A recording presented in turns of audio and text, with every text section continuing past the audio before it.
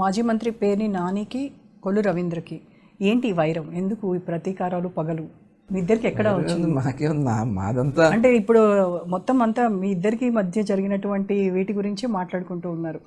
బియ్యం దొంగతనం జరిగింది వాస్తవం కదా, నేనేం దొంగతనం చేయమన్నా ఆయన్ని. ఇప్పుడు బియ్యం పోయింది వాస్తవం, వాళ్ళే ఇచ్చారు, బియ్యం పోయింది కాబట్టి మేము ఫైన్ కడతాం. ఫైన్ కట్టేస్తే అది అయిపోదు కదా.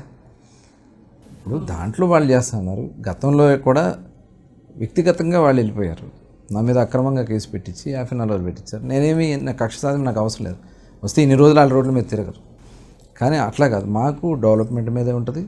ఎవరైనా తప్పులు చేసామంటే ఖచ్చితంగా సీరియస్గా ఉంటాము, అంతే తప్ప ఇక్కడ ఇందులో కక్ష నా టార్గెట్ నా ఊరు, నా కాన్స్టిట్యున్సీని డెవలప్ చేసుకోవాలి.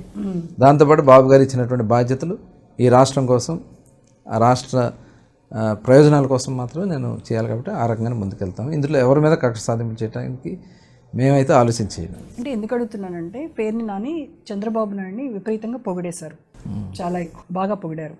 బట్ మీ విషయానికి వచ్చేసరికి మీరు వాళ్ళ కుటుంబంలో ఉన్నటువంటి ఆడవాళ్ళపైన ఈ బియ్యం వ్యవహారంలో అక్రమ కేసులు పెట్టించాలని చూసినా కూడా చంద్రబాబు నాయుడు ఒప్పుకోలేదు దీనికి అని చెప్పేసి ఆయన మాట్లాడారు. అంటే మీ ఇద్దరికి ఎందుకు అంత వైరం? అక్రమ కేసులు ఇప్పుడు ఎవరి పేరు ఉంది?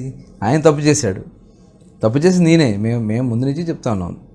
మీరు ఇతను భార్య పేరుని పెట్టాడు, మరి భార్య పేరుని పెట్టినప్పుడు ఆవిడ మీద గౌరవంతో చాలా జాగ్రత్తగా ఉండాలి కదా. 100 లారీలు తోలేశారు కదా, బియ్యాలు బయటికి తోలేశారు కదా, ధాన్యాలు తోలేశారు కదా, మరి ఎవరు బాధ్యులు? అతనే తప్పు చేశాడు. కాకపోతే ఆవిడ పేరు పెట్టారు కాబట్టి పూర్తి విచారణ చేయమన్నా. నేనైతే పూర్తిగా విచారణ చేసి ఇవాళ అన్నీ బయటకు వచ్చిన విచారణ చేశాక ఈయన అకౌంట్లో కూడా డబ్బులు పడినప్పుడు ఈయన కూడా మరి దాంట్లో మరి చేసినట్టే కదా, అదే చేయమన్నాను తప్ప ఇందులో అరెస్ట్ చేయాలంటే ఎప్పుడో చేసేవాడు. కానీ డీటెయిల్గా ఎంక్వైరీ చేయమన్నాం. కక్ష సాధింపు కాదు మాకు.